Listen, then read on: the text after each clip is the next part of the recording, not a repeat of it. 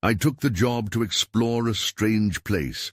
I thought it'd be interesting to be a security guard at an old watchtower. The first night was last week. I've never stopped thinking about it since. As I walked through the halls, a chill went down my spine. It was so quiet, almost too quiet. I could hear leaves rustling outside, but it felt like the tower was holding its breath. The air was thick around me. I went to check the old equipment, and that's when I saw it. The radio was covered in dust, tucked away in a corner. I touched it, and it crackled to life. Static screamed at me. Then a voice came through, soft and distant. It was asking for help. I froze. Should I answer? Should I walk away? The hours dragged on, and things started to get weird. The temperature dropped quickly. I could see my breath. I began to hear footsteps in the empty corridors. At first, I thought it was my imagination. But the sound was too real.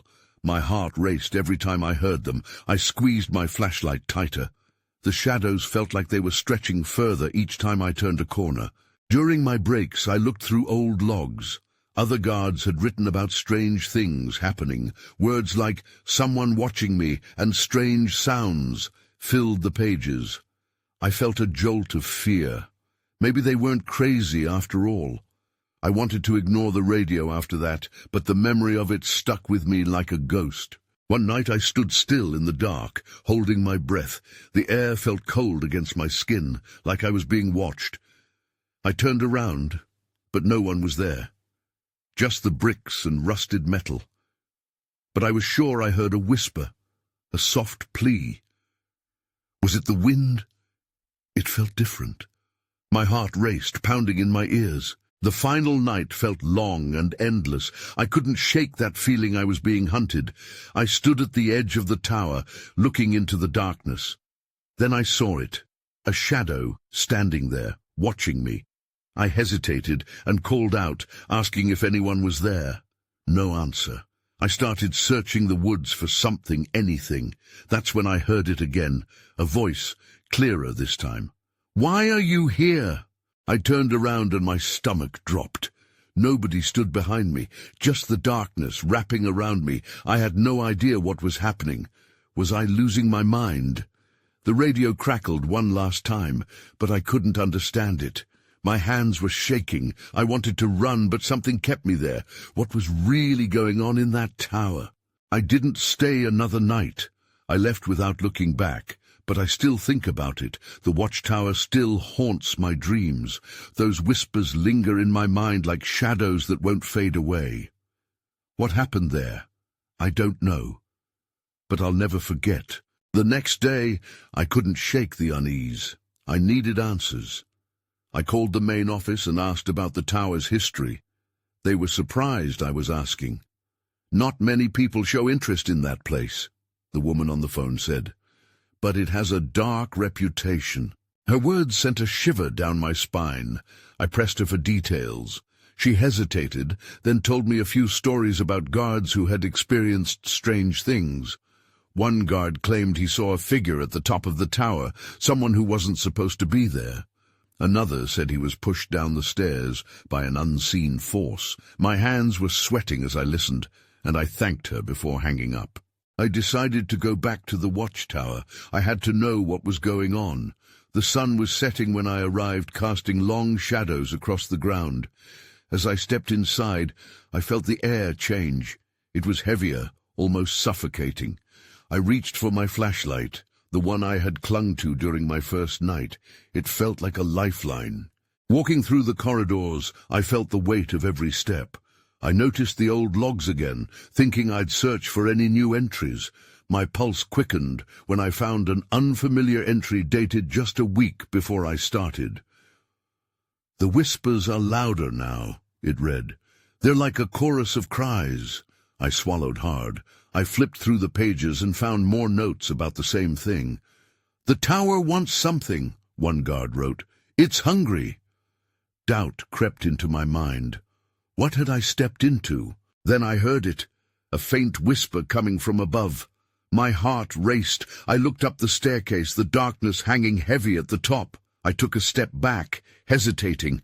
The whispers seemed to beckon me closer. I called out weakly, "Is anyone up there?"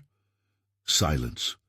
Just when I thought about turning back, I heard a footstep behind me. I whipped around, but no one was there. I gripped my flashlight tighter. The air felt electric around me. I climbed the stairs slowly, each step creaking beneath my weight. As I reached the landing, the cold air hit me. I shone my flashlight around the small room at the top. Nothing seemed out of place, but then I saw it. A piece of paper fluttering on the table. I approached cautiously. The paper was old and yellowed, covered in what looked like a few hurried sketches of some kind of creature. There were scribbled notes beneath it, repeating the same phrase, "It's not what you think." I felt a chill creep down my back. Suddenly the radio crackled to life again, loud and clear. I jumped, my heart in my throat. "Help us!" it said. The urgency and desperation hit me like a punch. That's when I saw it, a shadow moving in the corner of my eye. I turned to look. Nothing. Just the tower, enveloped in shadows, but I could feel it watching me. The walls felt closer, almost suffocating. I knew I was not alone. Then everything went dark. The flashlight flickered and died. Panic surged through me. I stumbled back toward the stairs, desperate to escape. Whatever was in that tower was closing in. I had to get out. I sprinted down, but the shadows behind me felt alive, rushing closer. What was I running from? I didn't dare look back. Panic took hold as I burst through the door. I needed to get away from the Watchtower before it pulled me in too. I didn't stop running until I reached my car. My hands trembled as I fumbled with my keys. The engine roared to life, and I peeled away from the Watchtower, my heart pounding. I could still feel the shadows lurking behind me, their whispering promises echoing in my head. I drove aimlessly, my mind racing. I needed to figure this out, to understand what I had experienced. I pulled into a diner, hoping to calm down. The familiar smell of coffee brought me some comfort, but I couldn't shake the fear. I sat in a booth, my hands still shaking as I sipped my drink. That's when I noticed him. A man sitting 2 tables away, staring at me. His face was lined with worry, and his eyes held a mixture of recognition and concern. He looked familiar, and then it hit me. He was one of the guards from the tower. I felt my stomach drop. Should I approach him? Would he even want to talk to me after what I had just experienced? Gathering my courage, I stood and walked over. "Excuse me, are you a guard from the Watchtower?" He looked up, his brow furrowing. "Yeah, why?" I took a deep breath. "I just started working there. Something happened tonight. I need to know more about the place." The man glanced at the door, then lowered his voice. "You shouldn't be going back there." "Why not?" I asked. "What happened to you?" And his expression darkened. "I've seen things. You won't believe me, but that tower, it changes people. You can't just ignore it." He looked around again as if expecting shadows to creep in through the walls. "What kind of things?" I pressed. I could feel the tension radiating off him. This was the answers I had sought, but I couldn't fathom why he was being so cautious. He hesitated, his eyes flickering with memories. "I saw someone up there," he whispered, glancing around, worried we might be overheard. "They were not themselves. It was like the tower was taking pieces of them. Every week someone would come in, and then they'd slowly fade." My breath caught in my throat. "Fade? What do you mean?" He leaned in closer. "Realization comes too late. You don't notice at first, just small changes. Then one day you realize you're not the same. The whispers start before you even get into it. You hear it in your head." I felt a chill creep up my spine again. But the radio said, "Help us." His brow knitted with concern. "That's a trap. The tower wants you to join them. It uses the radio. It uses the guards. Just stay away." A sense of dread settled heavily in my stomach. "What do you mean, stay away? I can't just leave. I have to work there." He shook his head. "The longer you stay, the more it pulls you in. Just—" Before he could finish, The door of the diner swung open. A cold draft swept through, and a figure in the shadows stood there watching. My breath stopped. I turned back to the guard, but he was staring down, his eyes wide in horror. "Leave!" he hissed. "Now!" I didn't need to be told twice. My heart raced as I bolted out the door, the shadows creeping in behind me again. I could feel it, a presence following me. I jumped into my car and drove off, my mind spinning with uncertainty and fear. The clock was ticking. I had to find out what was really happening at that tower before it was too late. I drove in a frenzy, my hands gripping the steering wheel tightly. The night air felt oppressive, and I could barely catch my breath. The guard's warning echoed in my mind. Just stay away. But I couldn't. I needed answers. As I sped down the dark roads, I thought about what to do next. The guard had warned me not to go back to the tower, but I was drawn to it like a moth to a flame. Unease turned into determination. I had to confront whatever was at play here. I found myself parked outside the Watchtower again, the structure looming ominously against the night sky. A heavy fog rolled in, swirling around the base like a living thing. My heart thumped in my chest as I remembered the guard's tale. Could I trust him? Was I becoming one of the people he warned about, someone who faded into the shadows? I got out of my car, the gravel crunching beneath my feet, sounding like thunder in the stillness. My flashlight beam cut through the darkness as I stepped closer to the tower. The closer I got, the more I felt the chill of the air digging into my skin. Then, out of the corner of my eye, I noticed something on the ground, an object glinting against the dirt. I bent down to pick it up. It was a small radio, the same kind used in the tower. It was cracked and covered in dirt, but it seemed to hum softly, almost alive. I held it in my hands, feeling that familiar unease wash over me. Had someone dropped it, or had it been left there intentionally? I turned it on, my fingers trembling. Static erupted, filling the air with a familiar sound. My heart raced as I pressed the dial to find a frequency. The crackling noise faded, replaced by a hushed voice, barely audible. "Help us! Help us! It's coming!" I swallowed hard. This was the same voice I had heard earlier. The same anxiety washed over me, the urgency tinged with desperation. I quickly turned off the radio, my heart pounding in my chest. I couldn't shake the feeling that someone was watching me. I swung the flashlight around, illuminating the edge of the trees surrounding the tower. The darkness seemed to pulse, shadows darting just out of sight. Suddenly my phone buzzed in my pocket. I pulled it out, my eyes widening as I saw the notification. A message from an unknown number popped up. "You shouldn't be there. They're coming for you." A jolt of fear shot through me. I looked around, feeling utterly exposed. Who sent that? I could barely think before I felt the presence again, closer this time. There was no time to waste. I backed away from the tower, adrenaline coursing through my veins. As I turned to run, I caught a glimpse of something, or someone, standing at the entrance, outlined in shadow. My breath hitched, and then I sprinted for my car like the devil was on my heels. I had to escape the grip of whatever was inside that watchtower. I had no idea what they'd done to the guard or who had sent that message, but I couldn't wait to find out. I had to get away, get somewhere safe. But as I sped away, the haunting whispers followed me into the night, making it clear this was far from over. I didn't stop driving until I reached the nearest town. My heart pounded like it was trying to break free from my chest. I pulled into a parking lot and turned off the engine, the sudden silence deafening after the chaos of the tower. I leaned back in my seat, gripping the steering wheel until my knuckles turned white. What had I just seen? I couldn't tell if it was real or just my mind playing tricks on me. The figure at the entrance haunted me. I couldn't shake the feeling that it was watching me even now. I had to think clearly, but fear clouded my judgment. Needing answers, I pulled out my phone. My hands trembled as I scrolled through the messages. I had to figure out who the sender was. It felt crucial, but the number was just a jumble of letters and numbers, nothing recognizable.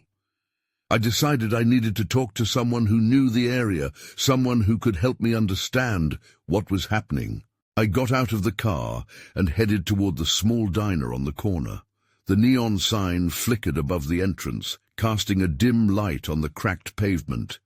As I stepped inside, the comforting smell of coffee mixed with grease wrapped around me like a warm blanket. The diner wasn't busy at this hour.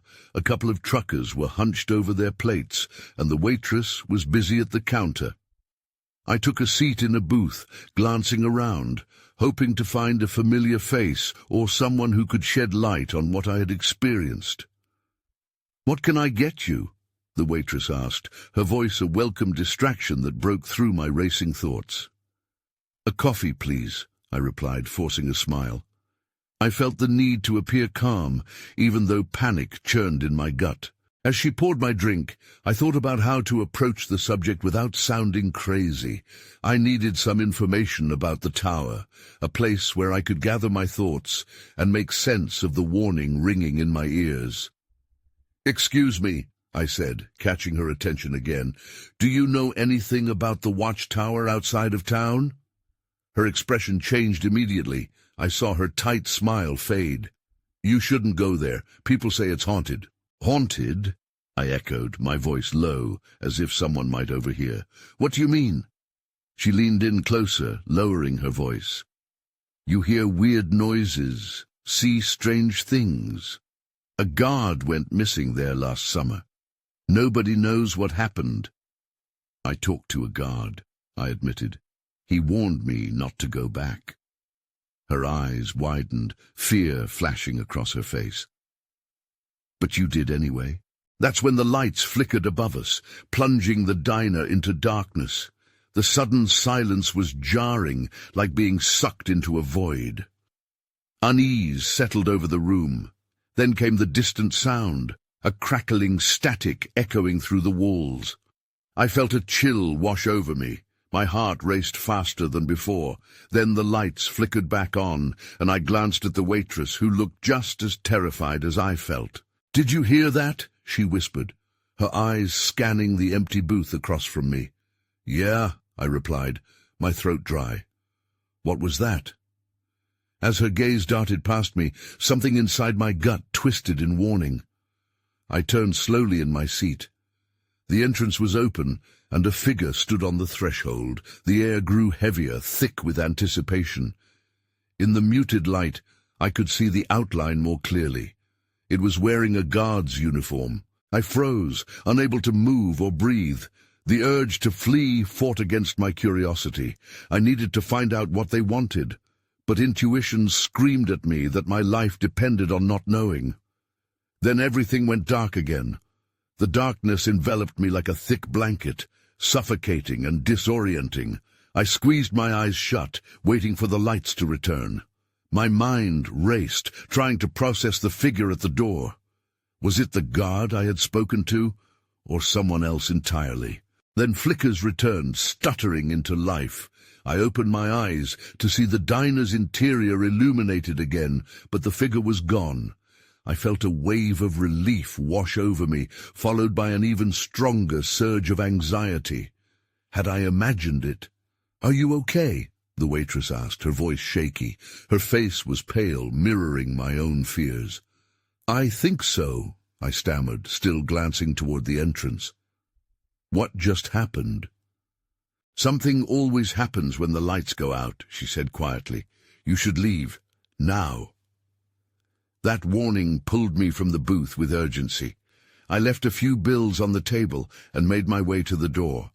The bell chimed softly, but I barely registered it.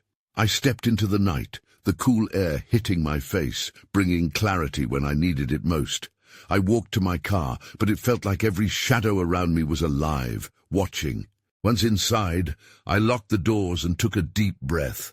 I fumbled with my phone again, the screen casting a blue glow against the darkness.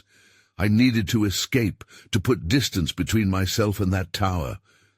But where could I go? Would anyone believe me? Suddenly a notification pinged. New message. I tapped it open, my hands trembling. The message was from the same unknown number. My heart sank as I read the words. You can't run from it. It knows you're here. The chill returned, creeping up my spine. Who was messing with me? I looked around outside, hyper-aware of any presence. Instinctively, I started the engine and pulled out of the lot, eager to put the diner behind me. As I drove, I felt a compelling force drawing me back toward the tower. The road twisted beneath me, and it felt like I was navigating a maze.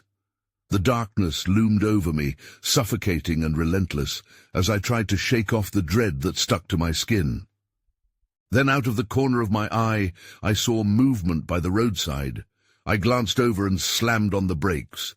My heart jumped to my throat as I realized I wasn't alone. The guard from before was standing there, silhouetted against the moonlight. His uniform shone eerily, his face hidden in the shadows. "Help me!" he shouted, his voice raw with desperation. I hesitated, torn between instinct and empathy. Could I trust him? But before I could decide, he took a step toward me. I felt the darkness close in, pressing on my chest as panic surged once more. I was about to throw the car into reverse when I noticed something glinting in his hand. A knife. Fear solidified my decision. I hit the gas, speeding away before I could think twice. The tower loomed in the distance, a monument of dread, as I fought to keep my mind from spiraling. The light on my phone blinked again. Another message. I gripped the wheel tighter, not wanting to look, but I glanced anyway. "What did you see?" That question chilled me more than anything else. I had to confront my fears and get to the bottom of this before it consumed me, but the deeper I went, the more trapped I felt. I pressed on the accelerator, desperate to escape the growing darkness behind me. My heart raced, but I couldn't shake the feeling that something was waiting for me, hidden just out of sight. The road twisted further, running parallel to the forest, the trees looming like a silent audience, watching my fear unfold. As the tower finally came into view, it stood there, casting an ominous shadow across the landscape. I told myself I wouldn't turn back, but my hands trembled as I approached. The unsettling nature of the guard's message lingered in my thoughts. I parked my car at a distance and sat in silence, gathering my courage. The air around me felt heavier, as if the building itself exhaled something dark and unknowable. Against my better judgment, I climbed out of the car and approached the tower, my feet moving almost against my will. The building seemed to groan as I stepped closer, its walls worn and weathered, whispering secrets into the night. As I neared, I noticed a door slightly ajar. It was a small side entrance I hadn't seen before. My gut screamed for me to turn away, but curiosity pushed me through the door. Inside, the air smelled stale, faintly reminiscent of metal and decay. I took slow steps, listening intently for any signs of life. Deep shadows stretched across the floor, and whispers seemed to echo in the darkness. Every creak of the floorboards sent spikes of dread through me. My phone buzzed again, a sudden jolt that almost made me drop it. I read the new message, my breath catching in my throat. "You should have never come back." Panic surged through me as I turned, heart pounding in my ears. I felt exposed, unprotected in this haunted space. That's when I saw it. A figure standing in the hallway, backlit by the dim light filtering through a grimy window.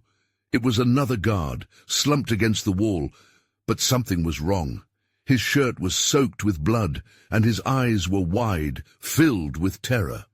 "What happened to you?" I gasped, rushing forward. He barely raised his arm, pointing deeper into the tower. "It's not safe. Please."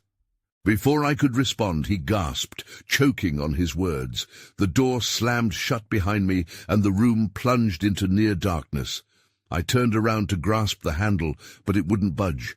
Panic clawed at my throat as I flailed, feeling trapped. That's when I heard it, a low guttural growl echoing from the shadows. My blood ran cold. Just like the messages, just like the figure by the roadside, something was stalking me. I backed away from the door, heart racing. The guard still sat there, eyes wide with fear. I had to get out, but I couldn't see how. In my gut, I knew whatever awaited me in the dark was getting closer. A flicker of light caught my attention, and I glanced toward the hallway. Another figure emerged, this one dressed in tattered clothes, eyes hollow. What was happening here? I turned, hammering on the door in desperation, with the growl becoming more distinct. Whatever it wasn't keeping away. It was coming for me. In that moment, I realized I was no longer searching for answers. I just needed to survive. The growl intensified, a low rumble that seemed to shake the very walls around me. I turned to face the guard, but he was still frozen, eyes glued to the shadows behind me. Whatever was coming, it was time to act. I backed away and glanced around, searching for anything that could help me escape this nightmare. My heart thumped loudly in my chest, drowning out the darkness. I spotted a narrow staircase leading upwards, barely illuminated by a flickering light. It was my only choice. With no time to think, I dashed for the stairs, hoping for safety above. Each step creaked ominously beneath my weight, and I climbed quickly, ignoring the voice inside me that screamed this could lead to a worse fate. The growl followed, echoing heavily in the air now, closer than before. At the top, I found a hallway lined with doors, all closed and silent. Fear coursed through me. I didn't want to open any of them. I tried to listen, heart pounding in my ears, and that's when I heard it. A faint scraping sound coming from my left. I hesitated, unsure if I should investigate, but my instincts shouted for me to look. I crept towards the sound, glancing behind to see if anything was pursuing me. The guard was now at the base of the stairs, staring up with an expression of despair, as if he knew something I didn't. I reached the door where the sound was emanating from. My hand shook as I placed it on the knob. Taking a deep breath, I turned it slowly and pushed the door open.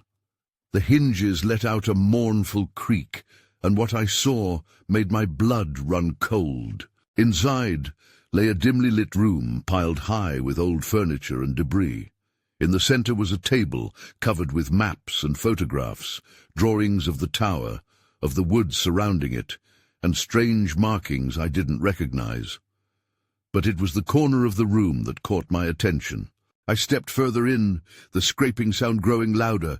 That's when I saw what caused it. A small creature was hunched in the shadows, gnawing on something. Its eyes glinted in the dull light, and my stomach churned with revulsion. I wanted to run, but I couldn't take my eyes off it. "What are you?" I whispered, fear gripping my throat. Suddenly the door slammed shut behind me. I spun, now trapped inside. Panic surged as I faced the room again, the growling from the hall growing more urgent. The guard's plea echoed in my mind. It's not safe. I had to make a choice. I could try to fight and risk myself to whatever lurked outside, or deal with the unknown creature before me, which seemed too calm in the face of my presence. A part of me thought that if I could learn what these things were, perhaps I could find a way to escape this place. I took a step back, but the creature lifted its head. I froze, caught in its gaze. It let out a shrill, chilling cry that pierced through the air, sending vibrations down my spine. The growl from the hallway transformed into a chorus of noises, as if whatever was out there sensed my weakness. I couldn't stay here. I sprinted back to the door, yanked on the handle with all my strength, and felt it give way just enough for me to barge through. I stumbled into the waiting hallway, breathless. I didn't look back, but the growls had become laughter, mockery mingled with a deep, dark promise. What was happening here? Where was I? I had to find out before it was too late. I ran down the hallway, my mind racing. The laughter echoed in my ears, chilling me to the bone. Doors loomed on either side, their surfaces worn and scratched like they had secrets to tell. I didn't want to open them, but I had to know more about this place. I stumbled to a stop in front of the nearest door, the sounds from behind it muted. I hesitated. What if whatever was in there was worse than the creature? Still, I felt pulled to it. Gritting my teeth, I reached for the knob and turned it.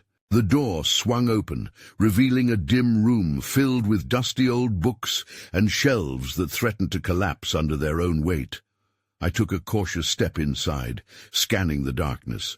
My fingers brushed against the spines of the books, and I could almost hear whispers hidden within them. One book slipped from the shelf and hit the floor with a thud. I jumped back, heart racing. I picked it up, dusting off the cover. It looked ancient, the title unreadable under layers of grime. With a swift glance behind me, I opened it, flipping through the pages, searching for something, anything, that could aid my escape. The drawings caught my eye. They were sketches of strange creatures, similar to the one I'd seen. They were depicted in various stages of aggression, their eyes wide and menacing. But beneath the illustrations were notes, frantic scribbles written in a spidery script. Words like cursed, beware, and the watchers jumped out at me. I felt a chill grip my spine. Watching me. Who was watching? Suddenly, the growl returned, louder, accompanied by a heavy thud, like something had crashed into a wall just outside the door. Fear boiled in my gut. What waited for me out there? I closed the book, heart pounding, and looked for another exit. The room was small, but there was a window barred with rusted iron. Panic surged as the sounds intensified, growls, rattling, and a louder crash. I had to move. I backed toward the window, but the noise from the hallway erupted into a violent chaos, like a stampede of creatures. I glanced over my shoulder. The door was shaking. Then I noticed it. A trapdoor beneath a heavy rug in the corner. Why hadn't I seen it before? Without thinking, I rushed over, pulled up the rug, and yanked at the latch. It opened with a creak, revealing a dark cavity below. I hesitated for just a moment, the sounds from the hallway blurring into a haunting cacophony. Crouching down, I forced myself to leap into the darkness below. The fall felt longer than it should have, and I landed heavily on something soft, like a pile of old clothes or ragged sacks. I lay still, catching my breath, and listened. Above, the chaos raged on. Whatever had been pursuing me was angry now, growling and scratching at the trapdoor. I couldn't stay down here for long. Just then I heard it again, those faint whispers, louder this time, as if the shadows themselves were trying to speak to me. I strained to catch the words, something about the sealed and the chosen. But before I could decipher more, the trapdoor began to creak open. I was not alone anymore. I scrambled to my feet, heart racing as I huddled in the darkness below. My surroundings were vague shapes and swaths of shadow, but the whispers continued to seep into my mind, a chorus of half-formed, urgent messages. Not what you think. It's watching. The sealed. They were the same phrases I'd encountered before, twisting together and tightening around me like a noose. I felt the overwhelming urge to flee, but running only led to more confusion. Where could I go? The trapdoor creaked louder, and I cast a worried glance upward, judging how much time I had. I needed to act. I wasn't safe down here, and whatever was behind that door seemed adamant about my presence. I turned and began to feel my way through the pitch black, the whispers growing frantic with every step. "They know you," they pleaded, a mix of desperation and warning that kicked into my core. I had to find another escape route. As I waded through the darkness, I stumbled upon more oddities, broken furniture, piles of debris, and there, half buried, I found something cold and solid. A small, rusted key. My fingers brushed over it, and the whispers shifted, clarity breaking through my fear. "Hurry! Unlock!" Desperation fueled me. I pocketed the key and continued further into the abyss until I spotted a glimmer of light in the distance. A narrow beam pierced through a crack in the ground, illuminating a path that diverged from the chaotic whispers. I sprinted toward it, using the glimmer to guide my way, until I reached another door, this one wooden and worn. My heart dropped when I saw the lock, a perfect fit for my newfound key. Without a second thought, I inserted the key and turned it.